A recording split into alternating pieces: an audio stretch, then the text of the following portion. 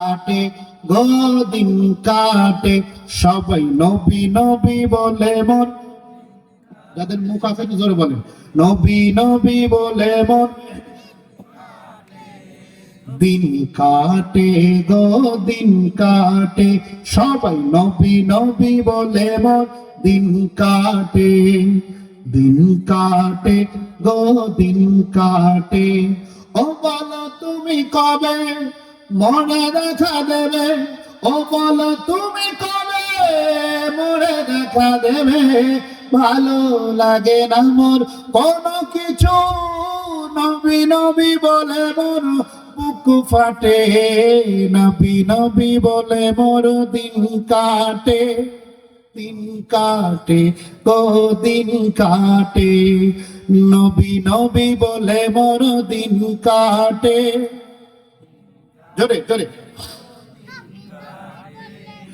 নবী নবী বলে মোর দিন কাটে, দিন কাটে গো দিন কাটে। জোরে বলুন মারহাবা। তাহলে আল্লাহ কি বলছেন, ফাত্তাবিউনি, নবীর ইত্তেবা করলে ওয়াগফির লাকুম, প্রথম নাম্বার পুরস্কার আমি আল্লাহ জীবনের গুনাহ মাফ করি। এখানে একটা ছোট্ট ব্যাপার আছে, আলেমরা বুঝবে কি, ওয়াগফির লাকুম যুনুবাকুম আল্লাহু গফুরুর রহিম।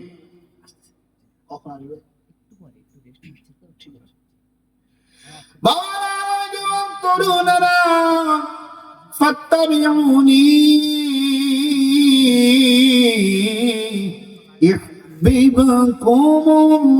ইউহিব্বুকুমুল্লাহ, জোরে বলুন আল্লাহু আকবার।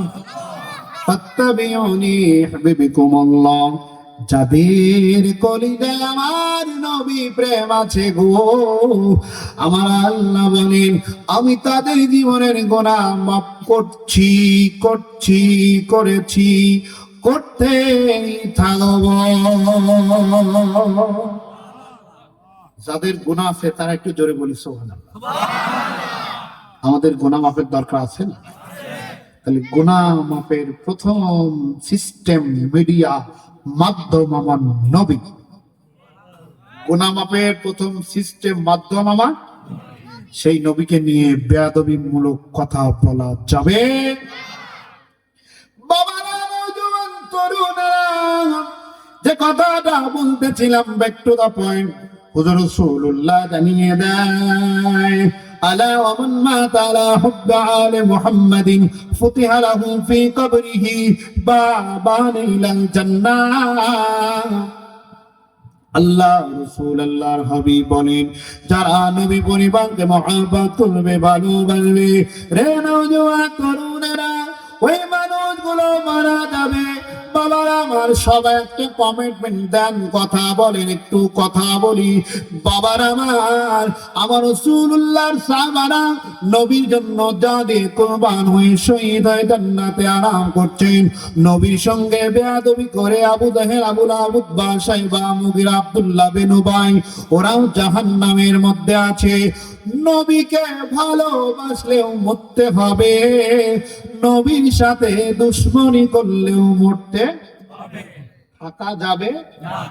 কিন্তু ভালোবাসলে কি হবে, ফুতিহা লাহু ফি কবরিহি বাবান ইলাল জান্নাহ।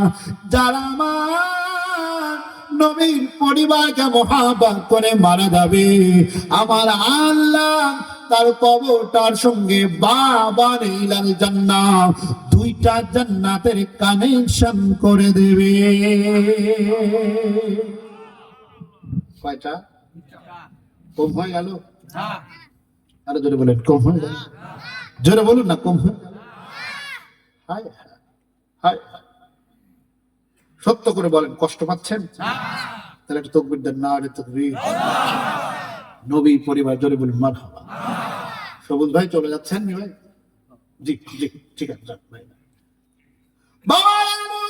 তরুণেরা, বাবান ইলাল জান্নাহ, আল্লাহ রাসূল আল্লাহ হাবিব জানিয়ে দেয়, আমার পরিবারকে যারা মহাব্বত করবে, ভালোবাসবে, আমার পরিবারের ভালোবাসার প্রতিদান হলো তোমরা সবাই কবরে যাবে, আমরা সবাই কবরে যাব।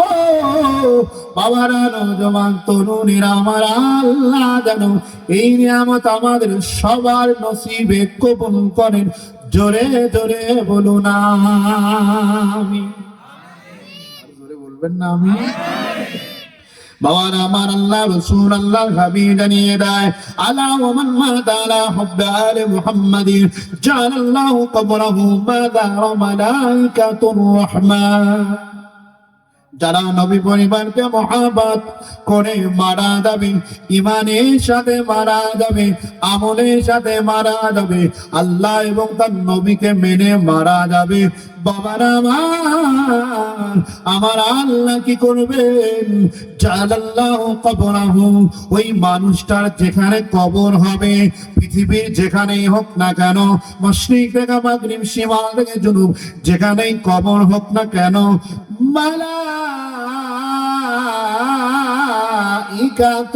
রাহমান, আমার আল্লাহ পাক নবীর আশিকের কবরটাকে রহমতের ফেরেশতাদের জন্য জিয়ারতের মাজার বানিয়ে দেয়। আরো যারা বলুন মারহাবা। এখানে ছোট্ট একটা কথা বলি, মাজার শব্দের অর্থ হলো জিয়ারতের স্থান। মাজার শব্দের অর্থ কি? আরো জোরে বলুন, মাজার শব্দের অর্থ কি? বর্তমানে দুইটা জিনিস আমরা দেখতে পাই। এক ধরনের মানুষ আছে মাজার জিয়ারতের পক্ষে, আর এক ধরনের মানুষ আছে মাজার জিয়ারতের বিপক্ষে, আর একটা কোম্পানি আছে যারা মাজারকে নিয়ে ব্যবসা করার পক্ষে। জোরে বলবেন ঠিক কিনা না? যারা মাজারকে নিয়ে ব্যবসা করে, এদের কাছে কিছু কিছু মানুষ পাওয়া যায় যারা 2-4